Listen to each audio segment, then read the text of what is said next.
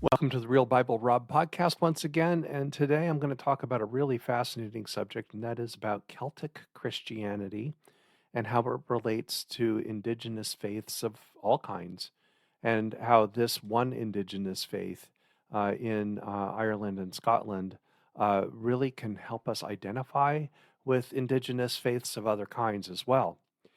I'll start by doing a little bit of history.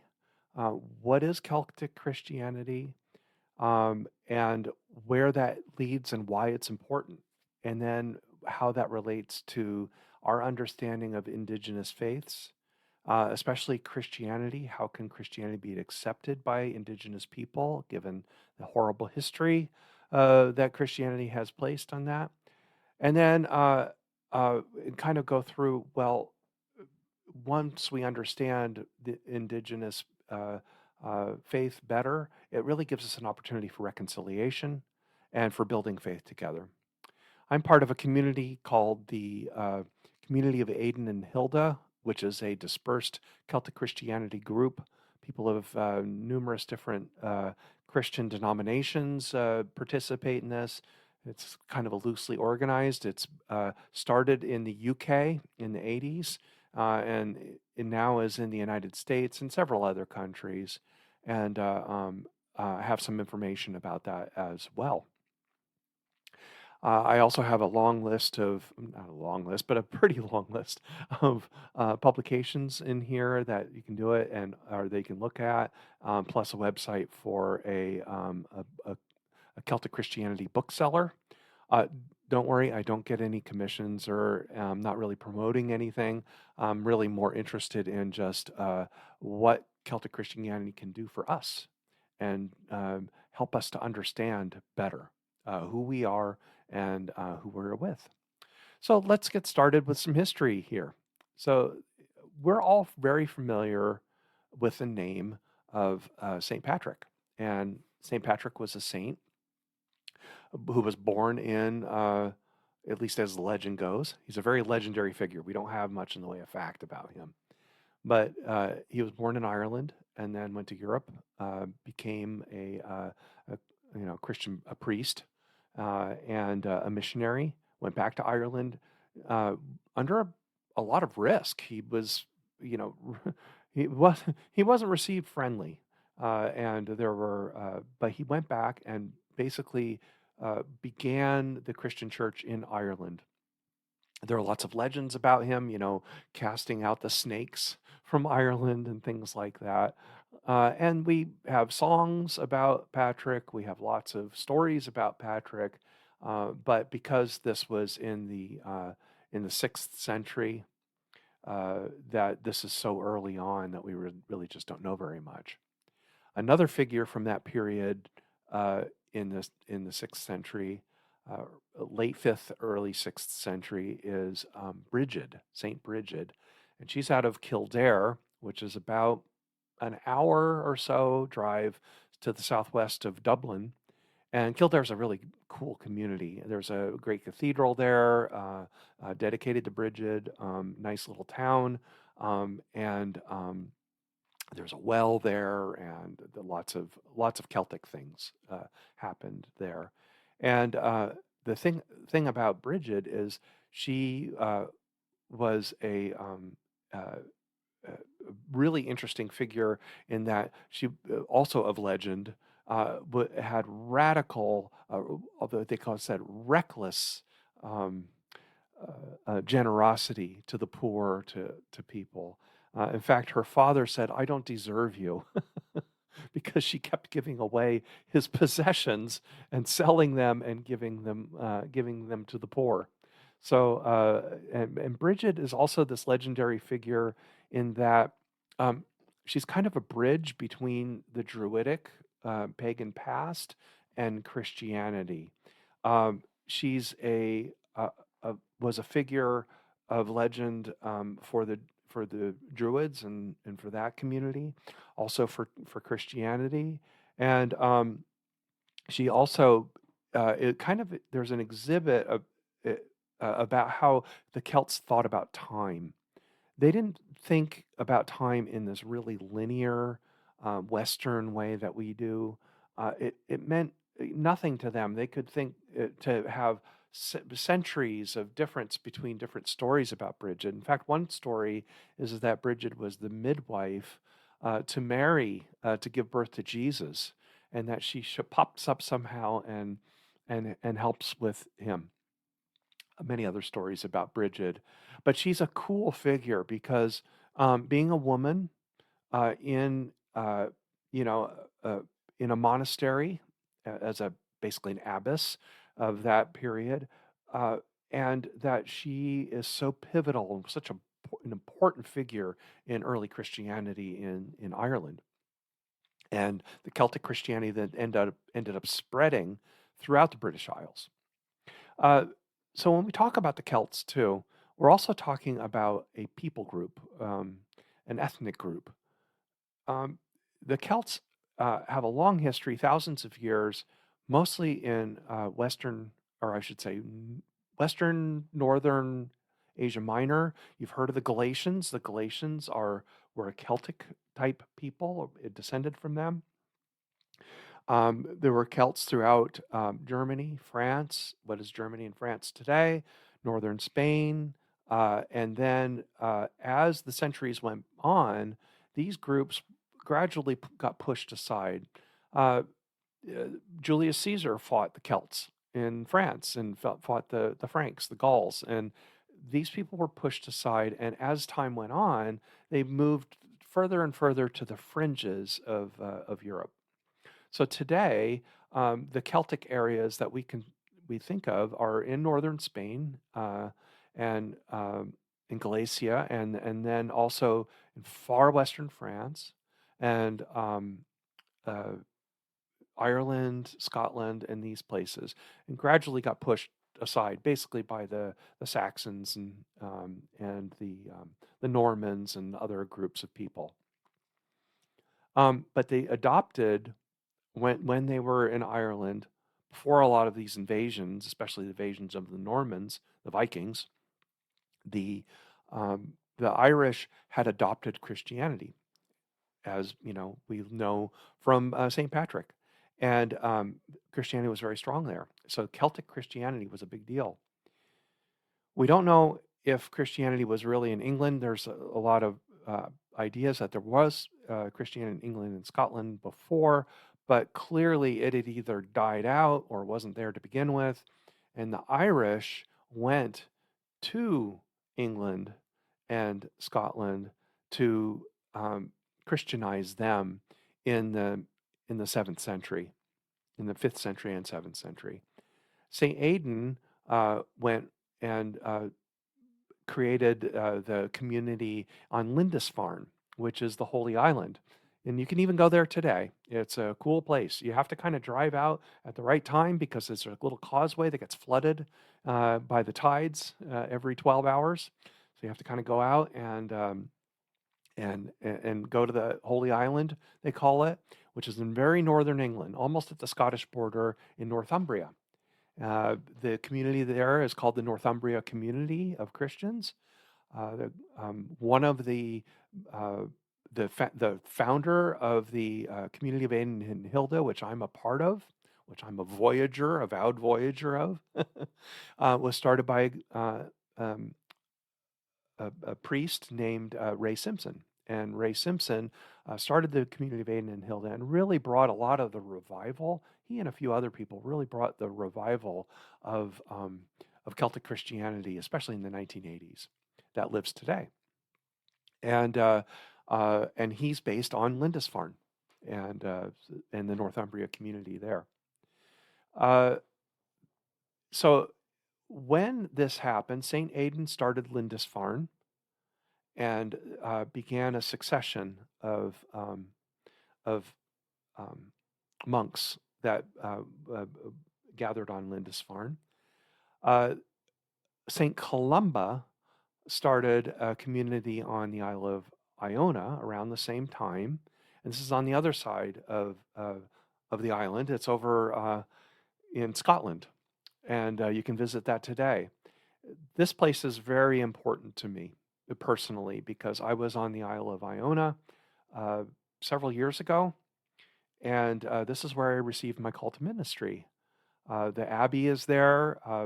There's a cloister. There's some ruins there that come from the 10th and 11th century that are still there. The abbey is a little bit later, but very, very old. And it's a great place of pilgrimage. A lot of young people go there. In fact, what kind of convinced me that this was the new direction that God had tapped me on the shoulder for ministry was to see young people, teenagers from all over the British Isles and the United States go there on pilgrimage and do services at the Abbey on Iona. And what a great place! And there are lots of stories about Columba there and the community that grew up there. A lot of this then led to, okay, here's Celtic Christianity kind of flourishing, both, for a long time in Ireland, then came to England and Scotland and was really flourishing there. At around in the middle of the 7th century, though, the Roman Catholics were also around too.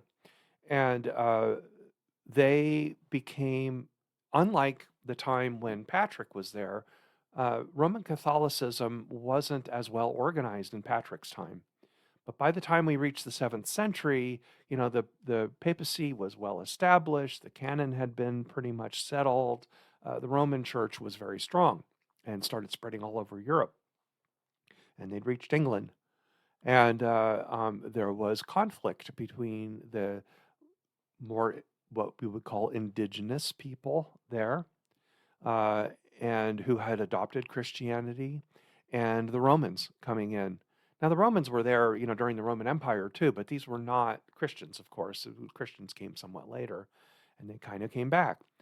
There was conflict between them, and in 664, there was a Synod of Whitby in the Abbey of Whitby, and the abbess there was named Hilda, Saint Hilda. The disagreements were over what we would consider probably today really minor doctrinal issues, but that's the way it usually happens, is that these kind of schisms, these difficulties usually happen over minor things, maybe theologically, but they're kind of an indication of deeper divisions. We certainly see that today, is that most of the things that people fight over doctrinally are not really the things that they're worried about. And that was very much true then too. The two things that really stuck out for them was, one, it was the tonsure. Tonsure is the how you shave your head. If you were a Roman Catholic, if you were a monk, you shaved a bald spot on the top of your head.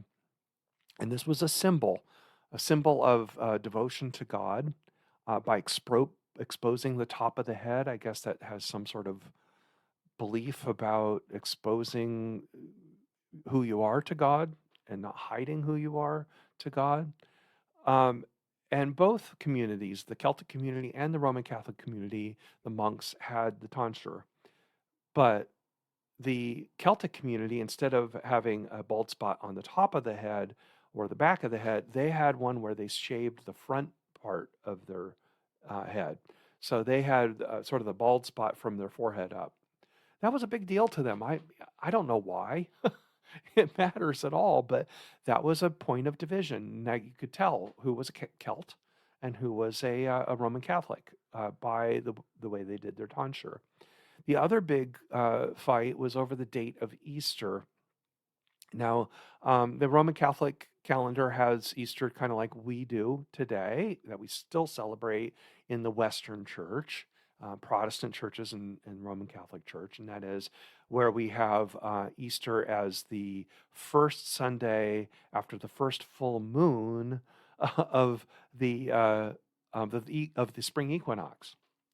Really kind of a complicated formula, lots of history of where that comes from and why that is, but the Celts didn't have that. They didn't have that complicated formula. They had Easter based on the calendar itself, on the lunar calendar. I think there were concerns about the Celtic calendar being close to like the Druidic calendar, The pagan calendar, maybe they wanted to reject that. Who knows? But those were the two big things that they fought over. So here's Saint Hilda, and a powerful woman figure again in Celtic Christianity. Celtic Christianity had more of these strong women figures than the Roman Church did. That may have been a point of division as well. Anyway, she presided over the Synod of Whitby, and she accepted, and she said, and, and told the Celts that they should accept whatever the outcome is. And in fact, they agreed. If the Celts won the vote, then they would go with the Celtic Church. If the Roman Catholics won, then they would all conform to the Catholic way of doing things. Well, by a very small margin, the Catholics won, and this was to the great distress of Hilda. And you can imagine the pastoral work that she had to do with that community to keep them faithful through losing that major battle. But essentially, the indigenous form of Christianity in the British Isles lost the Synod of Whitby in 664. There were other people that were a bit more upset by this. One of them was St. Coleman, left the community in the Lindisfarne, Whitby area, went over to Iona. Even that wasn't far enough away. And then he took a whole bunch of monks with him, both Irish and Scots monks, over to Ireland, settled in the County Mayo in the west of Ireland, and then went to Inishbofin, which is even further to the west. Inishbofin is an island off the coast of Ireland. And there was division even within his own community, because the Scots Christians, Celtic Christians, tended to be a lot more industrious, tend to be a lot more push harder, right? Whereas the Irish ones were a lot more laid back and were a lot more accepting of being laid back. You can almost see that a little bit in Scotch and Irish cultures today. There's definitely difference in attitude about that, and it goes all the way back to that time. So that's where they are. But so you go, well, why is this so important? And why do we talk about these saints? Why do we study about them in this era? Almost everything we know about these early times in British Christian history comes from the author Bede, B-E-D-E. And, the idea of history is a little bit different for these folks. So you don't know exactly what's legend, what's not legend, but we rely on Bede's works a lot in our understanding of this. But the thing that's most important by far is just that there was diversity in Christianity. We have been told, a lot of us in Western Christianity, that there wasn't much diversity in Christianity, and that's just not true. An author named Diarmaid MacCulloch wrote a book called Christianity, the First 3,000 Years. He's a great scholar. He's, I think, out of Oxford. And he was and he did a TV series on this and the whole thing, BBC TV series, definitely worth watching. The thing that he talks about is that there's Christianities. And the one thing that I got from reading his book was that the prominence of the Syriac church in Syria and the Levant, in that area, in these early centuries, that the church had made it to Western China. There's a lot of church stuff, a lot of Christianity in Western China in those early years. Throughout most of what we would call the Muslim world today was Christian. Of course, we all know about the Ethiopian church. We know about the Coptic church, which both of those still exist today. There is a Syrian church, but it's been oppressed pretty hard. But there are Christians in Lebanon and in Syria, around Aleppo, especially. Of course, we know about the Armenians and the Christianity there.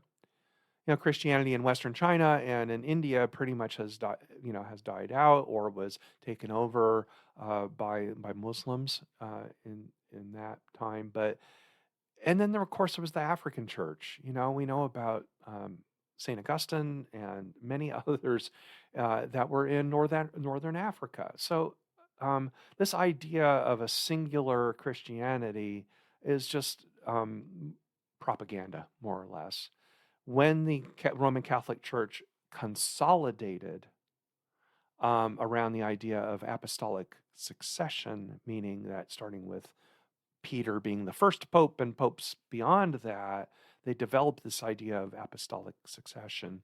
They give some lip service to the idea that there are Syriac churches and Ethiopians and Copts and others, but no, the true church is in Rome, right?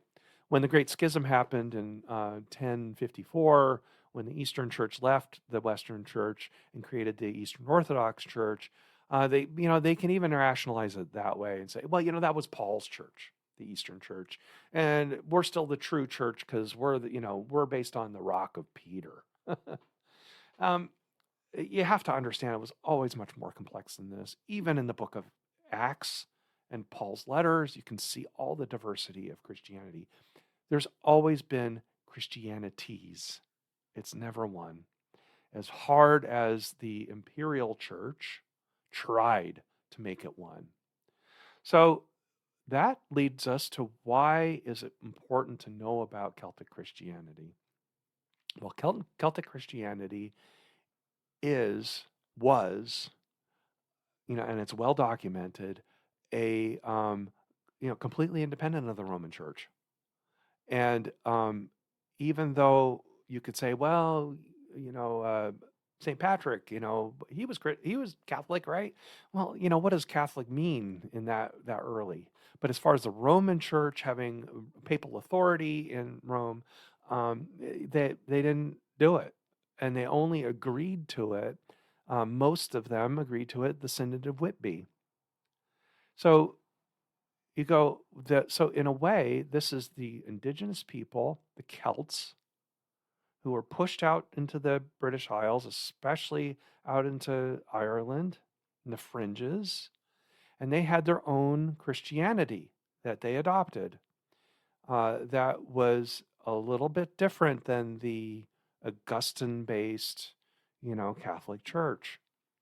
They're friendlier to Pelagius, for example, and Pelagius is almost like a dirty word in the Catholic Church or in a lot of Protestant churches. They're much more fluid about and accepting of some of their historic beliefs in terms of some of their pagan beliefs.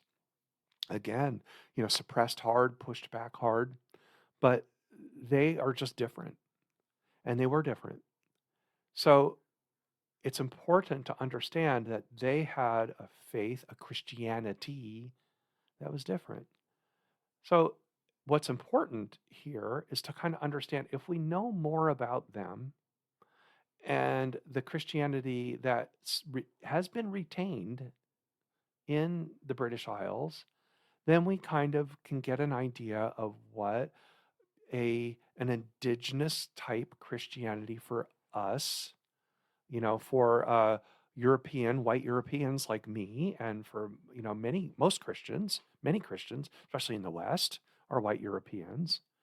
How do people like me in these mostly white churches? How can we understand other kinds of Christians? Christians who are indigenous Christians in America or in other parts of the world. How do we understand the Black church better? How do we understand the Asian churches better? How do we understand the church in Africa and the Middle East and so forth? One way to do that is to have a touchstone, a way to identify with. So that's why I think it's important for us to then we can be more gracious, be more ecumenical, and understand each other better if we understand Celtic Christianity better. So I think that's why it's important. It's also kind of cool if you have Scotch-Irish history. I don't, but a lot of people in the community do, so they can identify with their heritage, their personal heritage, and understand that and understand a Christian context. And these are beautiful places. These are places that are so soulful. The way of Celtic prayer is so amazing. In fact, there's a great book that introduced me to the Celtic way of praying, called by Esther de Wall, and it references in the notes here.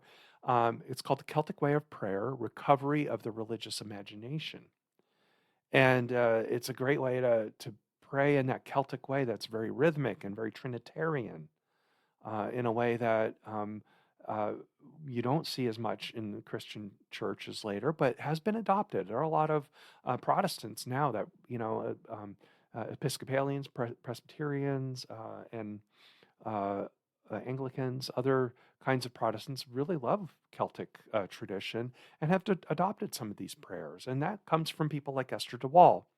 Probably the best book, I think, for me personally, to be introduced to Celtic Christianity, if this is something you're interested in doing, is somebody that I've met and I know. His name is Kenneth McIntosh. He's a UCC pastor in New York nowadays. Was based in Arizona for a long time. And his book is called Water from an Ancient Well: Celtic Spirituality for a Modern Life. And it's wonderful. Explains a lot of a lot of these historical touch points that I've talked about. Um, he's kind of a successor a little bit. Ray Simpson is still very active, still writes a lot, involved in the community, and he wrote one of the seminal books, one of the books that really introduced this to a great audience, and that is The Celtic Christianity: Deep Roots for a Modern Faith. And you can see that in both of these, even in the titles, they're not backward looking as much as it is, how can we take some of these old ideas and make a really great, faithful Christianity today? How do we get around the hundreds of years of colonialism and of domineering imperial faith? I mean, the imperial faith in the Catholic Church is 1,500 years old. Uh, it was like, you either believe like we do, or you're a heretic and, you need to be burned attitude, right? And then the Protestants kind of did the same thing. We became very intolerant of other faiths or any kind of differences. In our confessions, there have been attempts to unify and compromise, get a little bit bigger. You believe it or not, Presbyterians don't like to hear this, but the Westminster Confession of Faith is very much a compromise to bring Anglicans and Presbyterians and other Reformed people together. There were attempts there, but they're hard lines. It just says this is what Christianity is, and if you believe anything else, you're out. So the Celts have, and their Christianity allow you to kind of explore those boundaries a little bit. And that's what these books are really great for. So let's talk about Indigenous faith a little bit more. One of my professors in seminary was Randy Woodley, and I took several classes from him and spoke with him quite a bit. Randy is Native American, Cherokee, comes from Oklahoma, was an ordained pastor, really evangelical for much of his life, did that work. And when he talks from a really deep well of feeling, as a Native American person. And he said, and he even says, why would any Indigenous person ever be a Christian? How can you be a Christian as an Indigenous person after what the Christians have done to you and your community? In America, in the United States, boarding schools, reservations, genocide, just out and out genocide, burning villages and then stealing all of the children, sending them to boarding schools. That stuff happened all over the place. It happened up until the 1960s and 70s. It's a horrific history that we as Americans have not dealt with. We haven't had truth and reconciliation about Native, the treatment of Indigenous people in the United States. In Canada, their history is as bad or even a little worse. It was terrible the way they were treated. Even my own denomination, we had a lot of missionaries, we had a lot of boarding schools.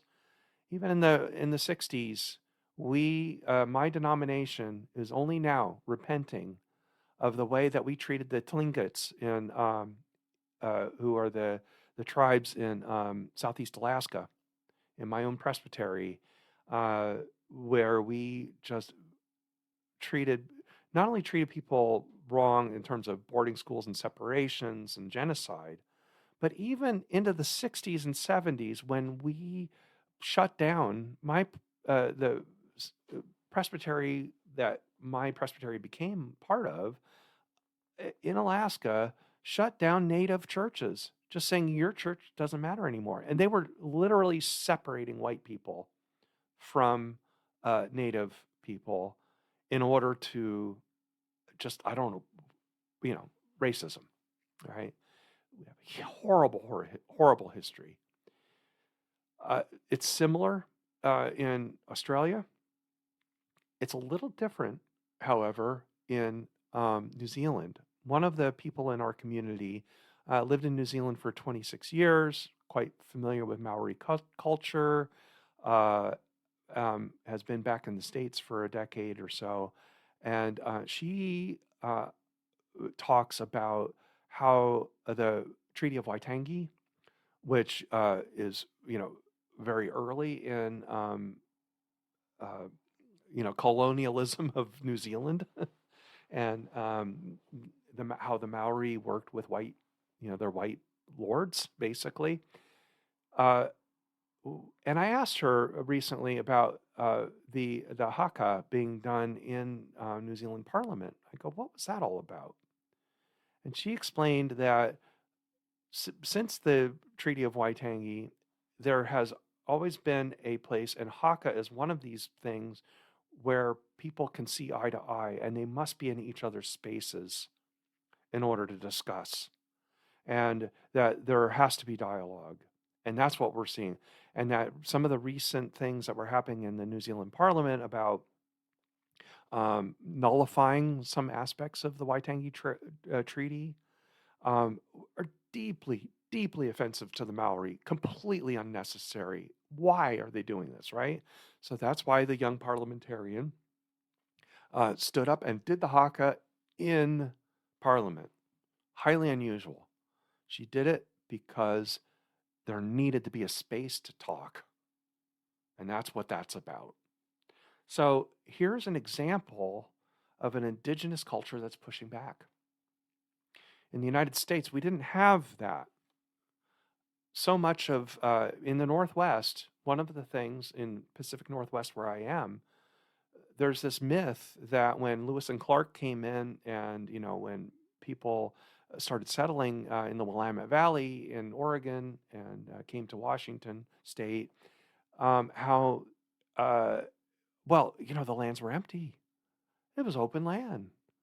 Well, the reason why it was open land is because there was a 98% death rate from the plagues that came through, smallpox plagues. Believe it or not, malaria was a big deal.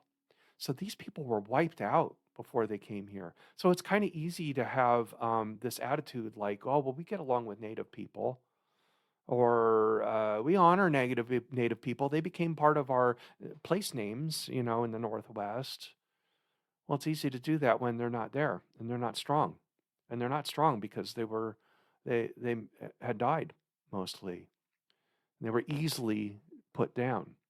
It was easy to steal their land in the Northwest. Of course, in other parts of the country, there's differing histories. It was harder to put down the Cherokees because they had become immune to diseases. They'd had exposure to Europeans for longer than the Northwest Indians did.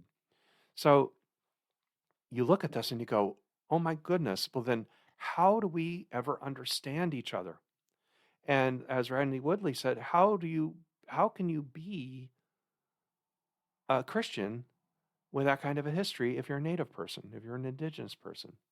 Well, that's something that he covers in his book called Shalom and the Community of Creation and Indigenous Vision.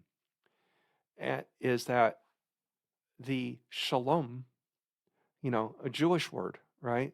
This peacefulness, this peaceableness.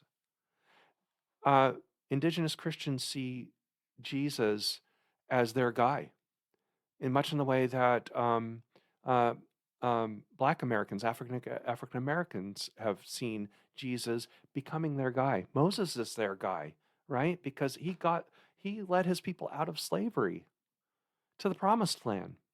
Jesus is their guy because he fights for the oppressed. He is he's the savior, right? So they see Jesus, those who have not been completely rejecting, they see Jesus as something beyond Christianity, something beyond the imperialism and the colonialism and the brutal treatment, the genocide of Christianity toward them. And isn't that amazing? Isn't that amazing how you can adopt a faith, the faith of your oppressor, and see it in a different way? And in a way, you can say that. So, if you look at it that way, there's a way for us to understand each other and develop that. Celtic Christianity is one of the ways that you can do that, because if you identify, it's easier for a lot of Christians to identify with the Irish and the Scots Irish, especially given a lot of the heritage and customs that we have, than it is for us to identify immediately with Indigenous peoples in our own countries. But if we can empathize with them and we can understand how the Irish were treated with genocide by their overlords, all the way from the 7th century, but especially just even in the last 2 centuries. The Irish famine did not have to happen. That was absolutely genocide. These people were prevented from getting aid.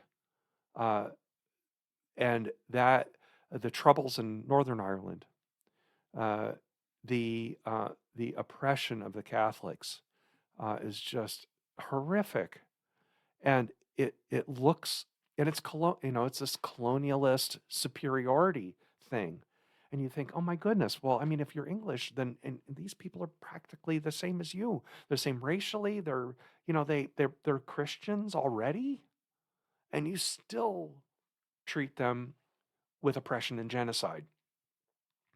So if you can see that, you can identify with them and identify with the toxic imperial attitudes that are behind it, then you can see a Christianity beyond the toxic imperial attitudes, much in the way that many Black Christians do today, and much in the way that Native uh, Christians do in Native spirituality. Most natives or most Indigenous people have a deep well of appreciation for the Indigenous spirituality that has been here for thousands of years, tens of thousands of years. There's a book by Robin Wall Kimmerer called Braiding Sweetgrass that's also just a great book to read. It kind of gives you a sense of that, sort of the idea of being one with nature, seeing the Great Spirit, seeing spirituality in everything in a way that most people who really know this, especially Indigenous people, see no conflict between the Jesus of Christianity, of Indigenous Christianity, and the historic uh, faith of the Indigenous people before Christianity came to the Americas. They uh, there's no conflict there. You can integrate faith together in a way that's very enriching and very beautiful. something that we can really learn from. So we need to listen to this. To me, this provides a way forward because we all have to decolonize our Christianity. There are a lot of people holding on with every fiber of their being to that old Christianity that they, that we are so familiar with, that most of us in America called, evangelical Christianity. But it's not just evangelicals, it's also, there are mainline people that just cling so hard to historic Western Christianity and are not open to anything else. So if we can understand better, if we can realize that the way forward is not clinging to that, and the way forward is to develop a new Christianity that doesn't have white imperialism built into it, that doesn't have the dominating cultures built into it, but instead sees Jesus beyond those things, beyond those barriers to faith. That's where this can be really, really valuable. So if you find this valuable as I do, I found this very life-giving in my spiritual life, is to see, you know what, we do have to change. And this is one of the ways, one of many ways, in which we can recognize the many Christianities that there are. This is one of the ways in which we can use our faith to be the brethren of people of other faiths, be the brethren of the people who have an indigenous faith and understand and be in communion with indigenous people as well. This is that shalom that Randy Woodley's talking about, that indigenous vision, seeing Christianity in that way. And that's really something super valuable. Like I said, uh, uh, Celtic Christianity is one of those ways. So if you'd like to discover more, please look at the list there. Look at the website, the Aidan and Hilda website. There's a lot more there. You can welcome you to contact me.